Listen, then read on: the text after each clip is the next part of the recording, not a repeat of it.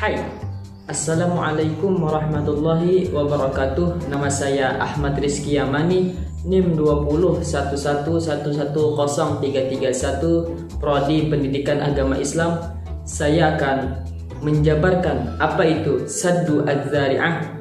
Saddu Az-Zari'ah adalah salah satu istimbat di ajaran agama Islam selain Al-Quran dan Al-Hadis atau ijma' ulama. Saddu Az-Zari'ah termasuk daripada cabang qiyas. Apa itu Saddu Az-Zari'ah dan bagaimana definisi Saddu Az-Zari'ah?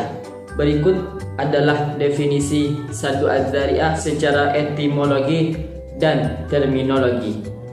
Sadd Az-Zari'ah secara etimologi terdiri dari dua kata, yaitu saddu yang artinya menutup, menghalangi, dan Az-Zari'ah yang berarti jalan, wasilah atau yang menjadi perantara, mediator. Sedangkan secara terminologi, Az-Zari'ah yaitu al-wasilatu allati yatawassalu biha ila syai', artinya wasilah yang menyampaikan kepada sesuatu. Ya, itulah tadi pengertian atau definisi dari Saddu Az-Zari'ah, yaitu secara etimologi Saddu Az-Zari'ah yaitu saddu artinya menutup, sedangkan Az-Zari'ah artinya jalan perantara atau wasilah.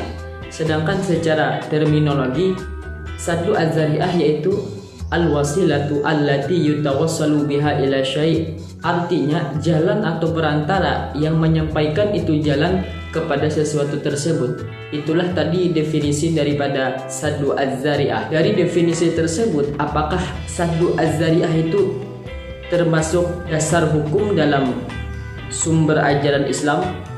Berikut penjelasannya. Dasar-dasar hukum Sadd Az-Zari'ah yang pertama yaitu Al-Quran. Contohnya, wala tasubbul ladina yad'una min dunillahi fayasubbullaha aduwan bighairi ilmin. Yang kedua, As-Sunnah atau Al-Hadis, seperti contohnya, wahai Rasulullah, bagaimana menurutmu jika aku bertemu dengan salah seorang dari kaum kafir, lantas dia memerangi aku, lalu dia memotong salah satu dari tanganku sehingga benar-benar berhasil memenggalnya. Setelah itu dia berlindung dariku di balik sebatang pohon sembari berkata, aku telah menyatakan keislaman kepada Allah. Apakah aku boleh membunuhnya, wahai Rasulullah? Setelah dia berkata seperti itu, Rasulullah SAW bersabda, janganlah kamu membunuhnya. Al-Miqdad berkata, aku berkata, wahai Rasulullah, sesungguhnya dia telah memotong tanganku. Baru kemudian dia mengatakan hal tersebut setelah berhasil memotongnya. Apakah aku boleh membunuhnya? Rasulullah SAW bersabda, janganlah kamu membunuhnya. Jika kamu tetap saja membunuhnya, maka dia sama dengan statusmu sebelum kamu membunuhnya, sedangkan kamu sama dengan statusnya sebelum dia mengucapkan kalimat yang dilafazkan tersebut. Dasar hukum Sadd Az-Zari'ah yang ketiga yaitu kaidah fikih. Contohnya seperti ma ada ilal haram fahuwa haramun. Barang yang membawa kepada keharaman, maka itu adalah haram hukumnya. Yang keempat adalah logika. Berdasarkan ungkapan Ibnu Qayyim dalam kitab Al-Alam Al-Muqin, ketika Allah melarang suatu hal, maka Allah pun akan melarang dan mencegah segala jalan dan perantara yang bisa mengantarkan kepadanya. Hal itu untuk menguatkan dan menegaskan pelarangan tersebut. Namun jika Allah membolehkan segala jalan dan perantara tersebut, tentu hal ini bertolak belakang dengan pelarangan yang telah ditetapkan. Dari penjelasan dasar-dasar hukum As-Saddu Az-Zari'ah tersebut, kita mengetahui bahwa Saddu Az-Zari'ah itu mempunyai 4 dasar hukum. Yang pertama Al-Quran, seperti contohnya wala tasubbul ladina yad'una min dunillah fayasubbullaha bighairi ilm. Dan yang kedua Al-Hadis. Yang ketiga logika, dan yang keempat kaidah fikhiyah, yaitu seperti yang telah saya sebutkan tadi, ma ada ilal haram fahuwa haram.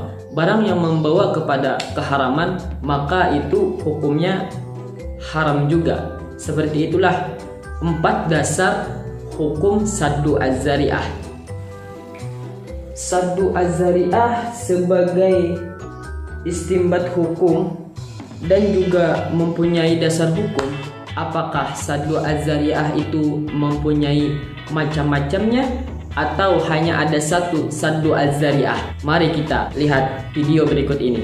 Jenis-jenis sad az-zari'ah. Dari segi bentuk, sesuatu yang dilakukan terbawa kepada yang terlarang. Yang kedua, sesuatu yang dilakukan tidak membawa kepada yang dilarang. Yang ketiga, sesuatu perbuatan yang jika dilakukan menurut pertimbangan adalah sama kemungkinannya untuk terbawa kepada yang terlarang dan yang tidak terlarang. Yang kedua, sad az-zari'ah dari segi dampak. 1.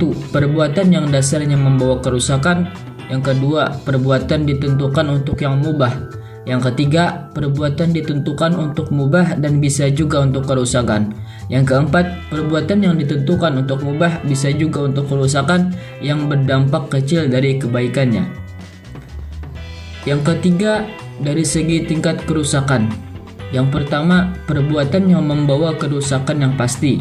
Yang kedua, perbuatan mubah karena jarang mengandung mafsadat. Yang ketiga, perbuatan yang kemungkinan besar membawa mafsadat. Yang keempat, perbuatan yang mengandung maslahah bisa juga ada kemafsadatan di dalamnya.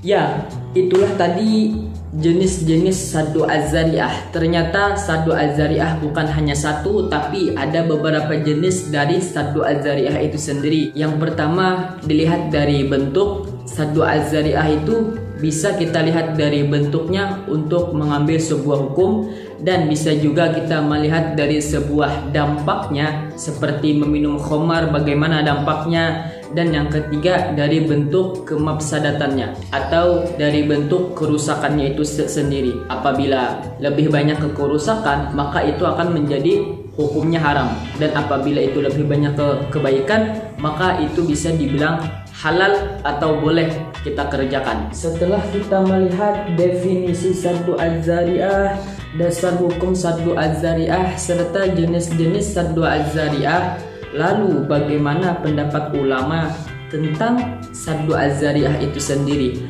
Apakah ulama membolehkan kita memakai istinbat hukum saddu az-zari'ah atau melarang kita memakai hukum saddu az-zari'ah? Maka dari itu, simak video berikut ini.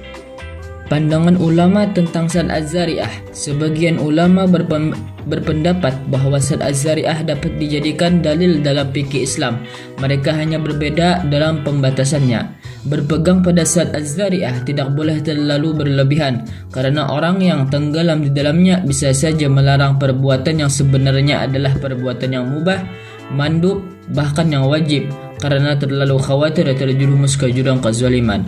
Maka mukallaf, orang yang muslim yang dikenai kewajiban atau perintah dan menjauhi larangan agama, wajib mengetahui benar di dalam menggunakan sad az-zari'ah itu akan bahaya menggunakannya atau bahaya meninggalkannya. Mereka pun harus mentarjihkan atau menguatkan di antara keduanya, kemudian harus mengambil mana yang rajih atau yang lebih unggul.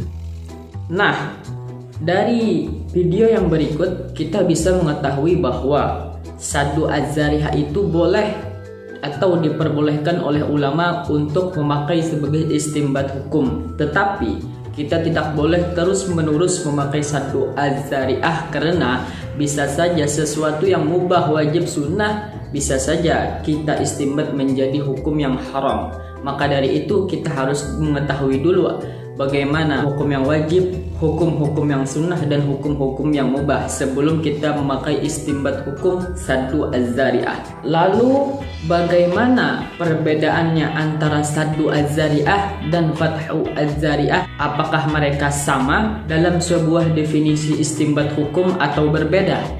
Maka dari itu, marilah kita simak video ini. Perbedaan sad az-zari'ah dan fathu az-zari'ah. Fathu az-zari'ah merupakan kebalikan dari sad az-zari'ah. Hal ini karena titik tolak yang digunakan adalah az-zari'ah. Secara terminologi, bisa dipahami bahwa fathu az-zari'ah adalah menetapkan hukum atas suatu perbuatan tertentu yang pada dasarnya diperbolehkan, baik dalam bentuk memperbolehkan atau ibahah, menganjurkan, atau bisa juga disebut dengan istihab, maupun mewajibkan, atau bisa juga disebut dengan ijab, karena perbuatan tersebut bisa menjadi sarana terjadinya perbuatan lain yang memang telah dianjurkan atau diperintahkan. Baik, Jadi kesimpulan dari Saddu Az-Zari'ah tersebut, kita bisa mempertanyakan yang manakah yang lebih tinggi antara Saddu Zari'ah dan Fathu Zari'ah. Itu bisa dipandang dari definisinya. Saddu Az-Zari'ah itu yaitu menghindari mafsadat, sedangkan Fathu Az-Zari'ah yaitu membuka untuk meraih kemaslahatan. Jadi dalam bukunya Abbas Al-Alfan, Masalah Qaidah Fiqhiyah, itu ada 3. Yang pertama, apabila maslahahnya itu lebih dominan daripada mafsadatnya, maka Fathu Az-Zari'ah itu yang dipakai dalam istinbat hukum. Sedangkan apabila mafsadatnya lebih dominan daripada maslahah, maka Saddu Az-Zari'ah lah yang menjadi pemenang dalam istinbat hukum tersebut. Dan apabila antara mafsadat dan maslahah itu imbang 50% dengan 50%, maka kita bisa mengambil kaidah yang awal, yaitu la dara'ul mafasid aula min jabil manafi'. Artinya menghindari kerusakan itu lebih utama daripada mengambil kemaslahatan. Terima kasih.